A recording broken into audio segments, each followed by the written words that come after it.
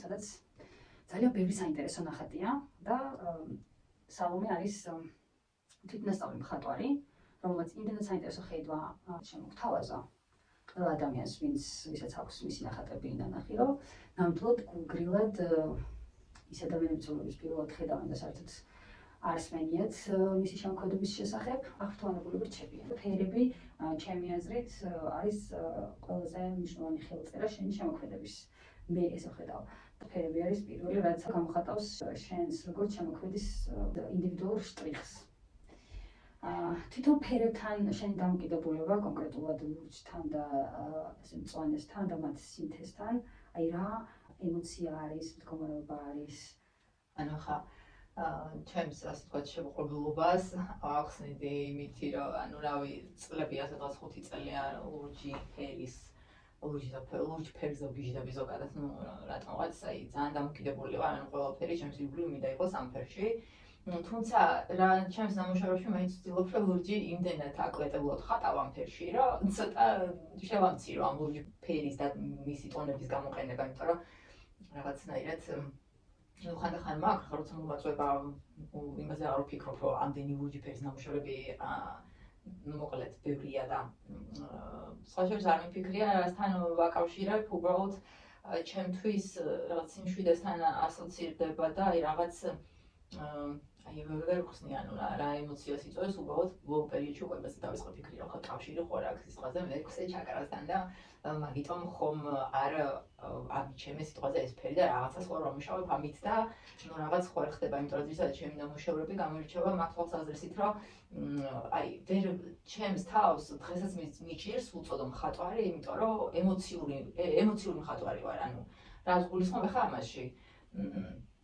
ჩემი ანუ მე არ ვხატავ სისტემატიურად, ანუ არ ვხატავ აი ესე გადამულად ნამუშევარზე არ ვქმნი, როცა რაღაც მომენტზე ჩემი გრძნობები ემოციური მდგომარეობა რაღაც პიკს მიაღწევს, მე ვიწყებ ჩემს რომელიმე ნახატზე მუშაობას, ასე ვთქვათ. და ცოტა რთულია ხა მაგ შემთხვევაში. ეს ლურჯი ფერიც ალბათ აი იმ წამის ჩემს მდგომარეობას ასახავს.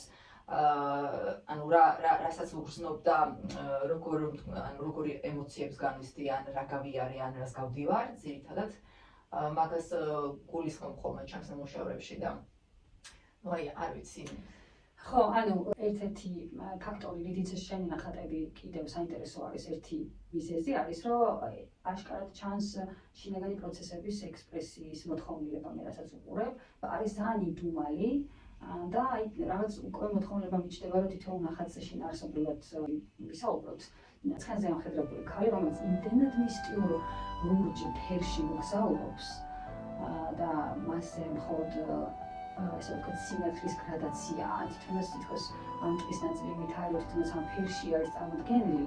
და ერთადერთი რაც ამბავს გამოკვეთავს და ფორმებს გამოკვეთავს არის ეს სინათლის გრადაცია და ოდნავ რაღაც მოყავისფრო ტონებიც დაკრავს. ანუ თითქოს ერთი ორგანიზმია ტყის სივრცე, რეალობას რითიც გაიჟღერთა ცნობიერება, სიცარიელის ნაწილი, თითქოს ამ ყველაფერს ყავს სული და ამ ყველაფერს აქვს გონი და აი ჩემთვის რო ვუყურებ, აი ამის გამოხატულებაა, რომ ის უხილავი არსებას ნებურში გონია და არსებობს და აზროვნებს აი ამ მისტიური ნაწილი. ძალიან საინტერესო ახსნა, ძალიან ახლოს არის ახთან, ძალიან ახლოს მეტად ახლოს.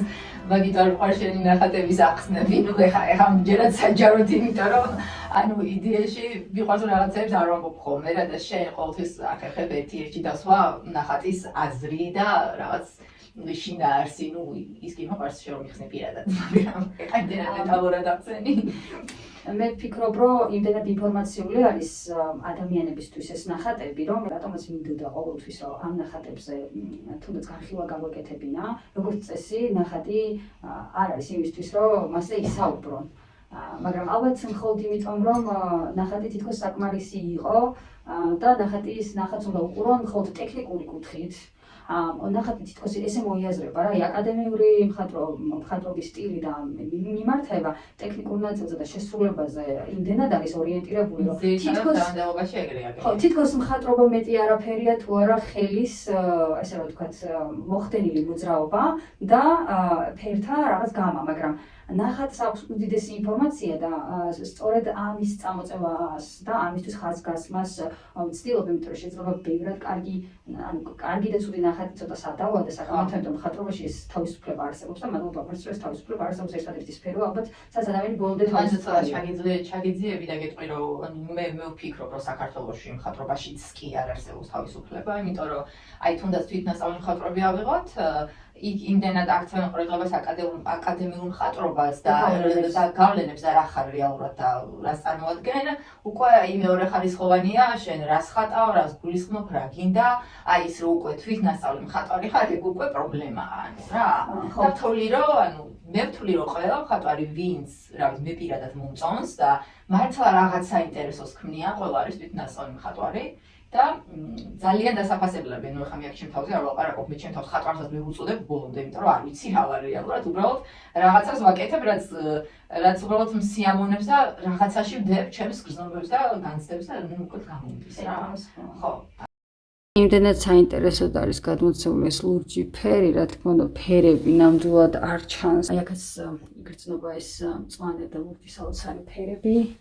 აი ნახატშიც ძალიან ლამაზად არის გადმოცემული და ჩვენ რამოდენიმე ნახატზე განხილვა გვექნება.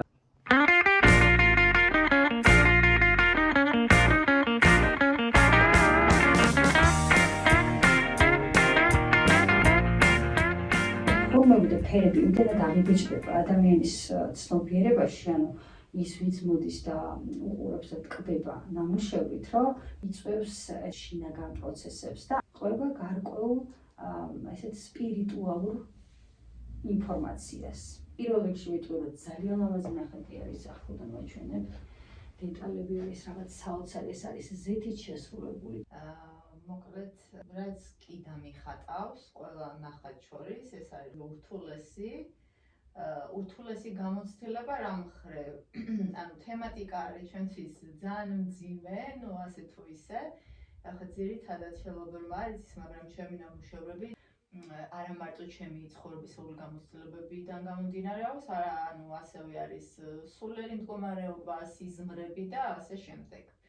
ეს ნახატი პირდაპირ კავშირშია სიზმართან და ფაქტიურად ამ ნახატის გადმოცემას ვცდილობდი 2 წელი, როგორ დამეხატა ისე, რომ კავშირი არ გამეწყვეტა სიზმართან, რეალურად რასაც წარმოადგენდა და ასევე ყოფილიყო ვიზუალურადაც ისეთი შესახედი, რომ ეს არ ყოფილიყო დამთრგუნველი ადამიანებისთვის და რატომ დამთრგუნველი.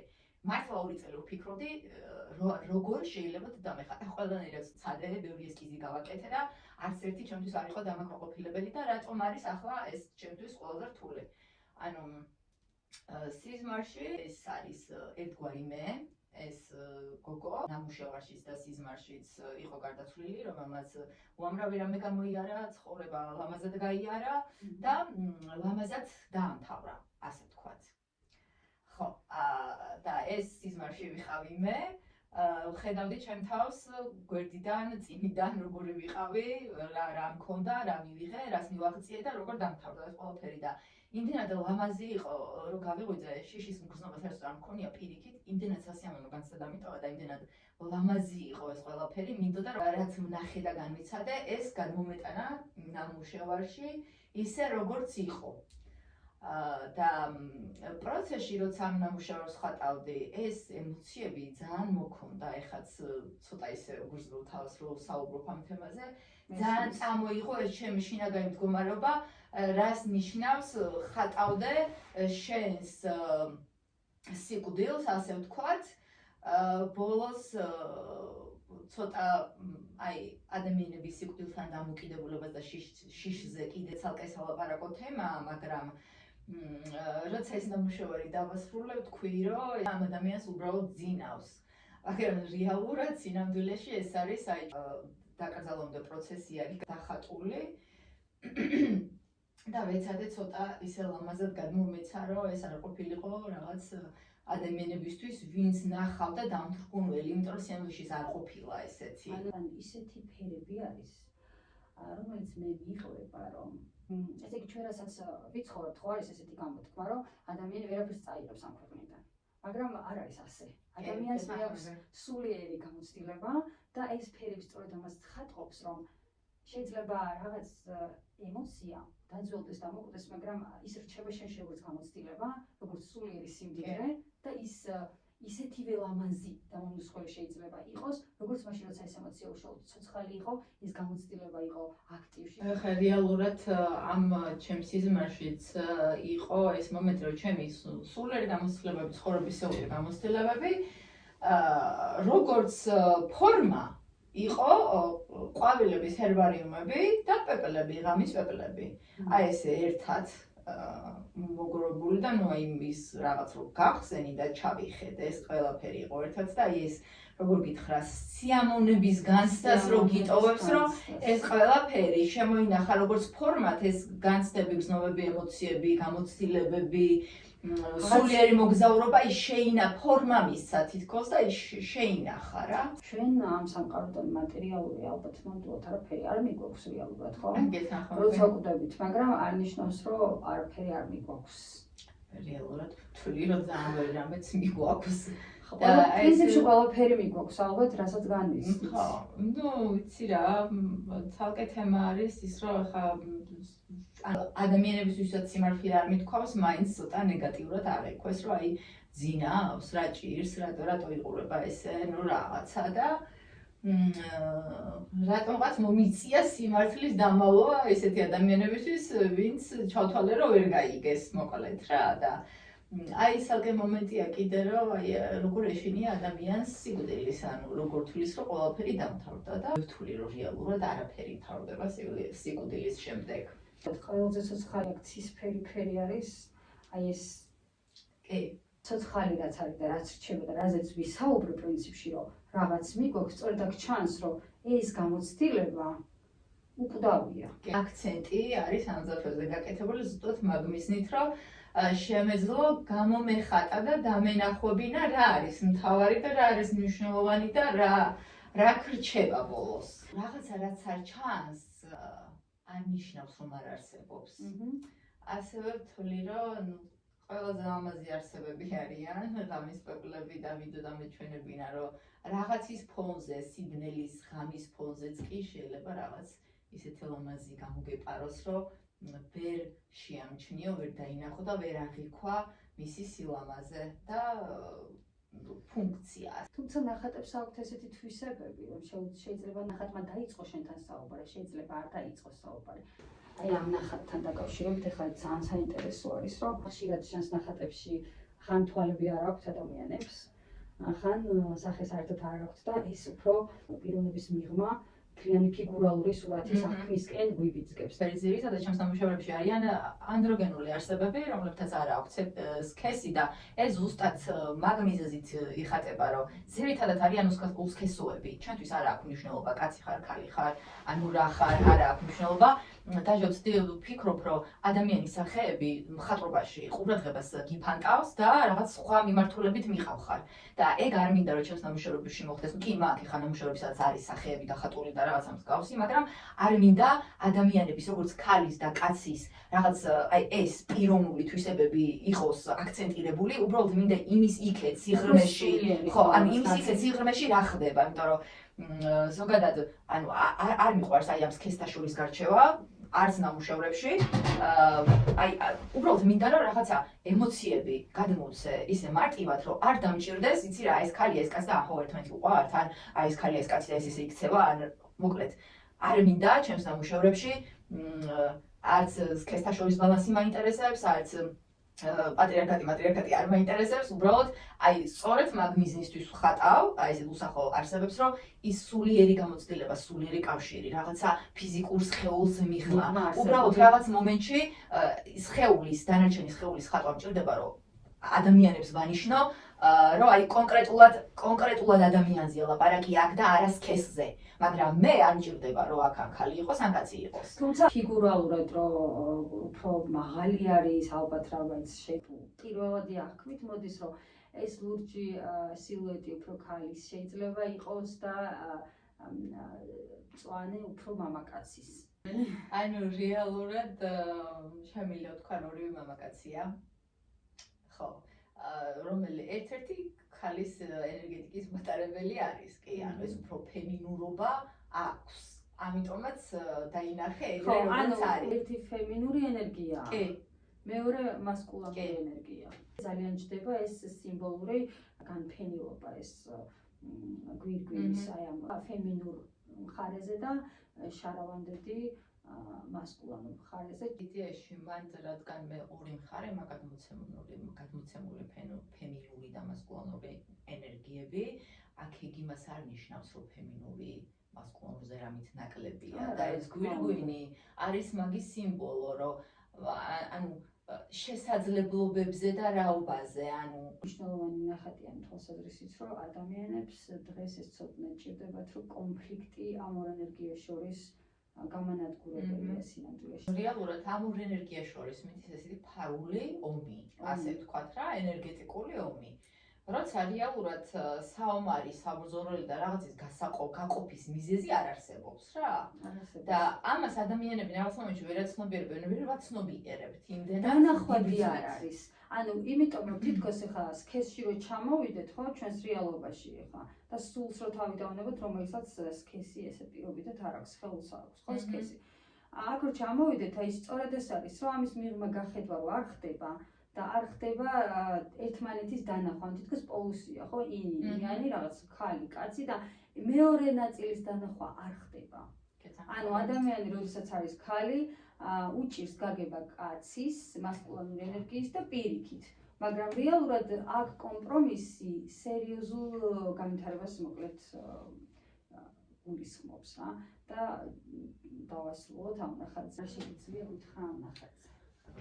ჯერ დავიწყოთ იქიდან, რომ დიხანი მქონდა ეს განცდა აი ეს სულიერტყუპის სალხასაც ეძახიან, რომ სადღაც არსებობდა ჩემი სულიერი ტყუპის ცალი და ნუ მოკლედ ძალიან ბევრი წელი, ნუ აი ამ რაღაც სულიერი ტყუპის ცალის თემაზე და ამ რაღაცაზე ძალიან ბევრს ვფიქრობდი და საინტერესო იყო ის ფაქტი, რომ რეალურად მივხვდი, რომ მსგავსი რამე ჩემთან არ მოხდება მოკლედ და ანუ შენ გქონდა განცდა ან ძიების პროცესი საკუთარი სულიერი ტყუპის ცალის გარეთ სხვა ადამიანში. ხო. და ნუ იმ სიზმარმა დაასრულა ეს ერთგვარი წარმოდგენა ჩემთვის, იმიტომ რომ მივხვდი, რომ ეგ არ არსებობს ამ რეალობაში, ეგ გამორიცხული ამბავია და გამიჩინა სურვილი დამეხატა ჩემი სულიერი ტყუპის ცალი, ზოგადად ჩემი არა, ადამიანების სულიერი ტყუპის ცალი, რომ ვისაც ყავს თუ ყავს, რა განცდა და რა შეუძლია მოქცეს და რა შეგიძლია გასცე და უბრალოდ რა კავშირი ყალიბდება მათ შორის რა. ნუ დაახლოებით ეგ თემა მქონდა ძირითადად წინ წამოწეული და ეს წითელი ხელები ყოველდღე არ გამომიყენებ, სხვა შორის ძალიან გავრისკებ ამ ფერებზე, ეს წითელი დავსვი რა, ძალიან გავრისკებ, მაგრამ სხვანაირად ვერ სხვათა შორის ძალიან ესე რომ ვთქვათ, ორგანულად არის. ბოლოს ეგრე გამოვიდა, თუმცა ძალიან გავწვალდი იმ თვალსაზრისით, რომ რაღაცნაირად ჩავთვალე, რომ ძალიან ისეთი იყო რა, ანუ ძალიან ყვიროდა მოკლედ, მაგრამ მე მივხვდი, რომ ხო, ესე ალბათ უნდა ყვიროდეს და ეგრე უნდა იყოს და საინტერესო ის არის, რომ ზოგადად ჩემს ნამუშევრებში ნახატებში ფერები შეიძლება გავაკეთო ესკიზი, მქონდეს შანახატი, მაგრამ სისტემატურად იცვლება, ანუ ჩემი განწყობებიდან გამომდინარე რა. შეიძლება და მინდოდეს, ანუ ესკიზში მქონდეს მწვანე ფერი და დავხატო ყვითელი. შენ გაქვს არეალი, სადაც შენი სურვილები რეალიზდება. რაღაც მომენტში პროტესტიც არის და რაღაც მომენტში თავისუფლებაც, როცა შენ ვერ იღებ ამ სამყაროში, მაგრამ არ ნიშნავს, რომ ამ სამყაროს არ შექმნი, რომელიც შენ გინდა რომ იყოს. არნიშნავს რომ რაიმე სახით არ მიდიღებ, ხვდები? ეს ძალიან ცივი განცდა და ძალიან დიდი თავისუფლების ის არის რაღაცნაირად პროტესტი და თავისუფლება. რეალურად რაღაცას, რასაც ეძებრო გინდა რომ მიიღო, მისთვის ენერგია გაქვს, მისაცემი. გამოსახატი გაქვს და რადგან რეალურ ცხოვრებაში არ ხდება, პოულობა არეა, პოულობს ხელოვანი არეალ, სადაც ის გამოხატავს და გააფრქოს ამ თავის ენერგიას. და ალბათ სწორედ რომ არა, ეს წინააღმდეგობები, რაც რეალურ სამყაროში არსებობს, რომ ჩვენ ცხოვრებაში ის არ ხდება, რაც გვინდა რომ ხდებოდეს, ამის დამსახურება არ არსებობს ხელოვნება. ჩვენ არც დავხატავდით, ალბათ არც დავწერდით ადამიანებს და არ შევქმნით იმ სივრცეებს, რომელიც არ მოიპოვებთ. სიამოვნებით ვისურვებდი ჩემ ნამუშევრების სამყაროში, სადღაც რომელიმე პარალელურ სამყაროში მეცხოვრა, გარდაცვალების შემდეგ სიტყვაზე, ხო? ან ჩემ შექმნილ სამყაროში მეცხოვრა. ანუ არ ვიქნებოდი წინააღმდეგი. შეიძლება იქნებ ჩვენ ცნობიერების ადგილს ვქმნით. ხელოვნებით. შესაძლებელი. ალბათ. ლამაზად ჟღერს. ლამაზად ჟღერს და თან რაღაცა ისე რომ ახლა რომ მინდა რომ იყოს. ხუდი არ იქნებოდა რომ ეგრე ყოფილიყო იდეაში. არავინ იცის.